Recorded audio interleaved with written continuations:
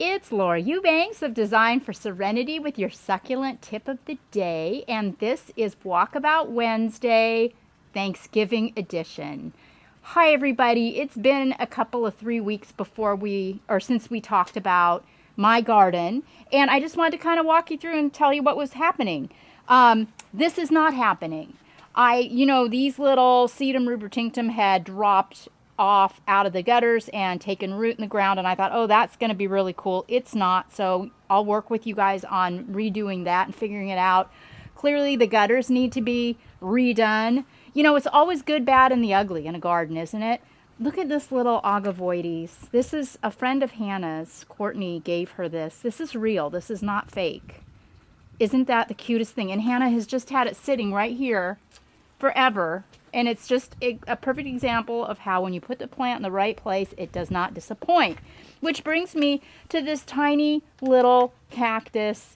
Look at the tiny little flowers. So remember, when something's blooming, you know that it's out of dormancy. And if you haven't watered it in a hot minute, now would be a good time to give it a little drink. Same with the Euphorbia millii. I just noticed that this is starting to throw off new flowers up here at the top. So I know it's waking up and I can water. The Pilosoceras is just absolutely incredible. I mean, look at that. When I planted this a few years ago, it was about this tall. How tall? Sorry. About way tall. Didn't even have this little branch. And now look at that. It's just stunning. I'm so happy with that. Oh my gosh, I'm so happy with all of this. Look at my little Obessa. Isn't that so precious? This plant, the Pincushion plant, grows so slowly, but I've been keeping it back here protected on my bench, and then I give it a little quarter turn, every month or so in the hopes that it will grow, upright and not do something weird.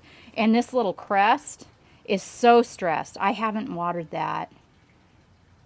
I don't even know when the last time I watered that was. So it could probably use a little drink. Oh my gosh, look at my sea dragon. Oh my God. So gorgeous. And this variegated millii defying all expectations. My little propagates. We can say rest in peace to those. And look at this little aloe throwing off this adorable little flower. Obviously a lot more good things going on than bad. And this pot where I just threw all this stuff underneath this Bougainvillea is clearly happy in this mostly shade, bright light area of the garden. Look at how these plants have just absolutely taken over. And you've probably noticed in your gardens too that your sunburst aeoniums are starting to wake up out of dormancy. So we had some leftover rock and I threw it down in the garden. Had a little bit of black pebble and a little bit of burgundy, and what a difference that made in just making everything pop. The garden is really waking up, things are plumping up and looking really, really good.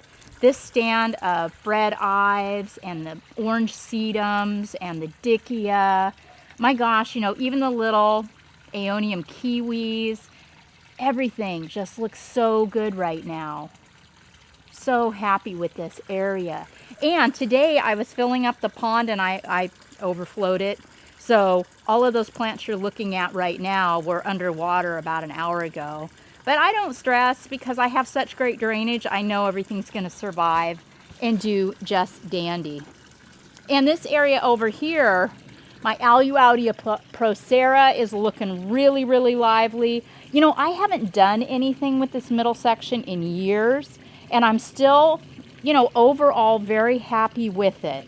I love how this cotyledon is hugging the Aloe, and my two Crassula undulatas are just perfection. Those have not been touched in years. Even the Aloe striata, is really, really happy here. I'm very pleased with how that looks. So, be sure and examine your microclimates and look in your garden and see what's looking really good right now versus what isn't, and watch it. Think about how maybe you might want to move some things around.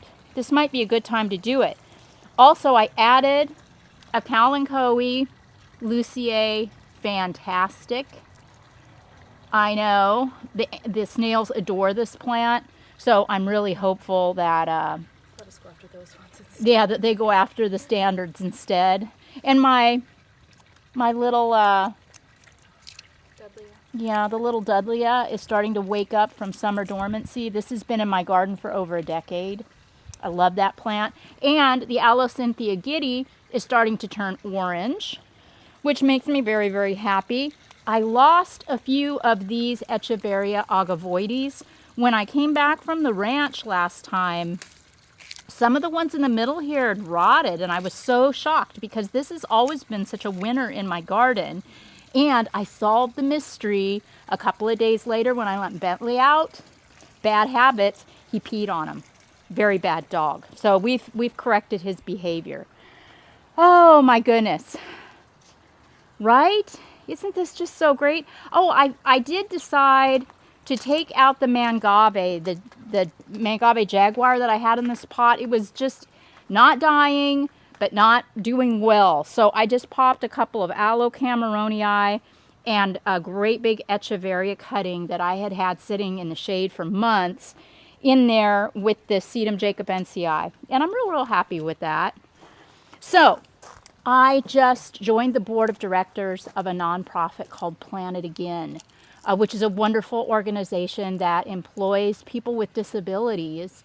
And the whole goal is to take cuttings and to take succulents and recycle, to teach the employees how to make arrangements.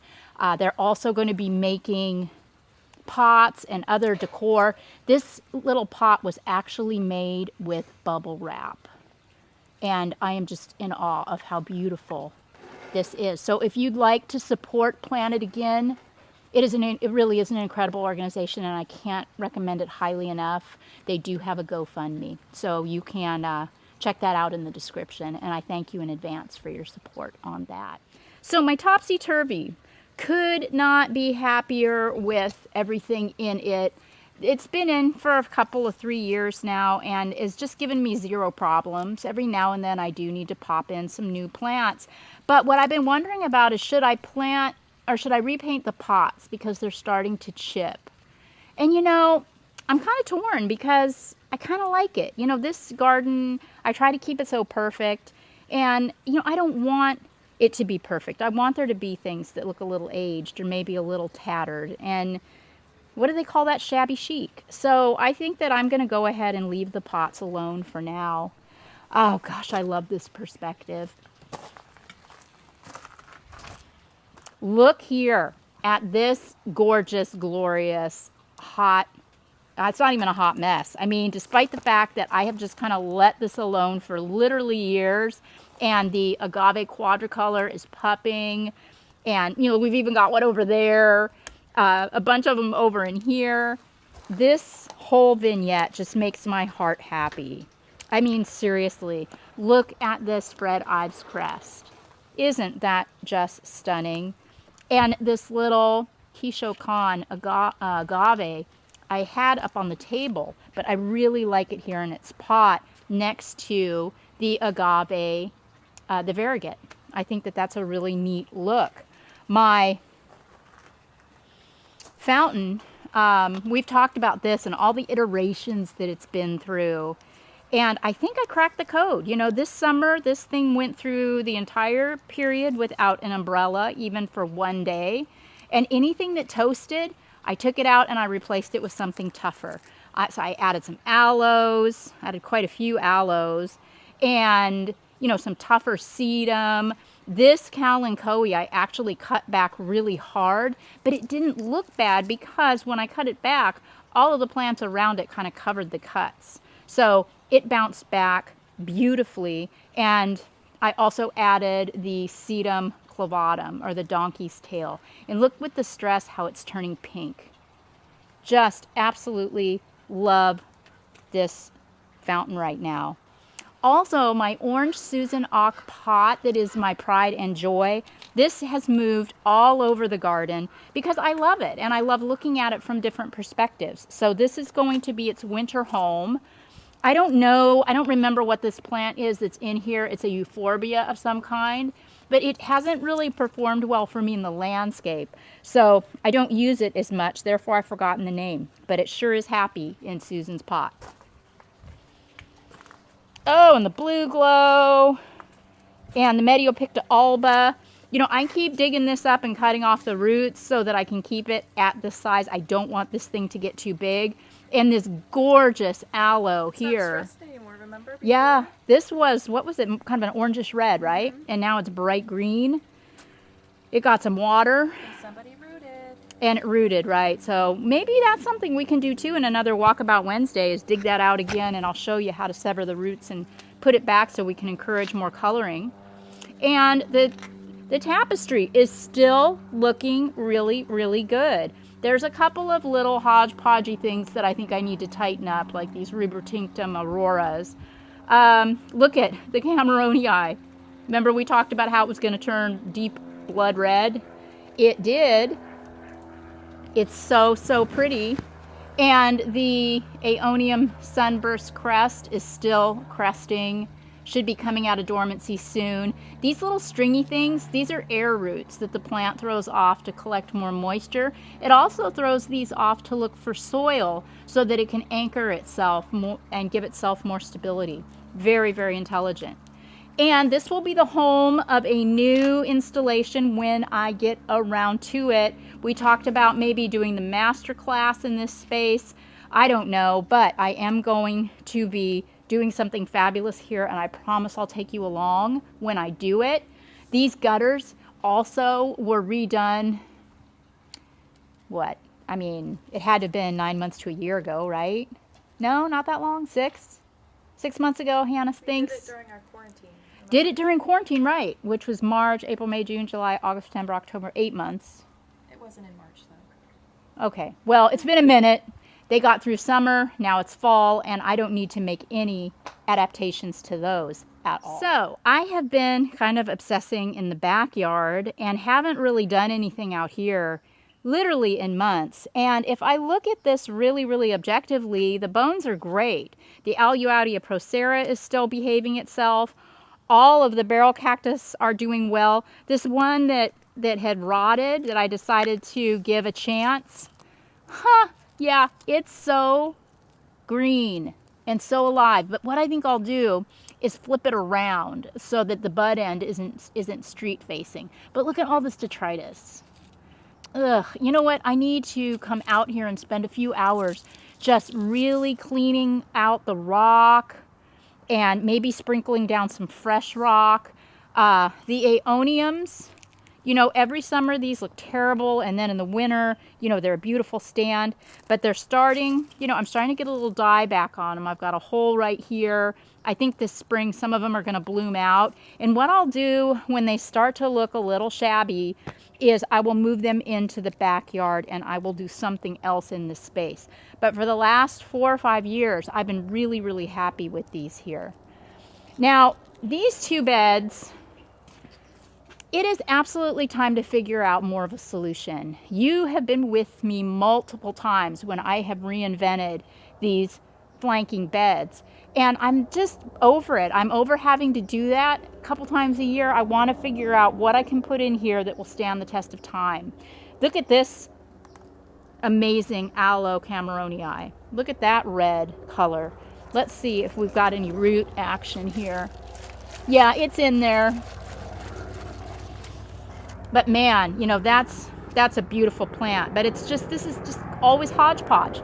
This is my testimony to microclimates. This pot is clearly happier than this pot. This pot gets more sun than the other one.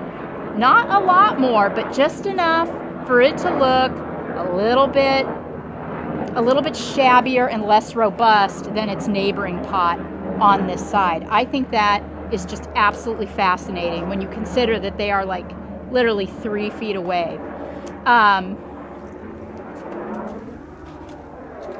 Found this at Waterwise Botanicals. It's an Aloe Dichotoma.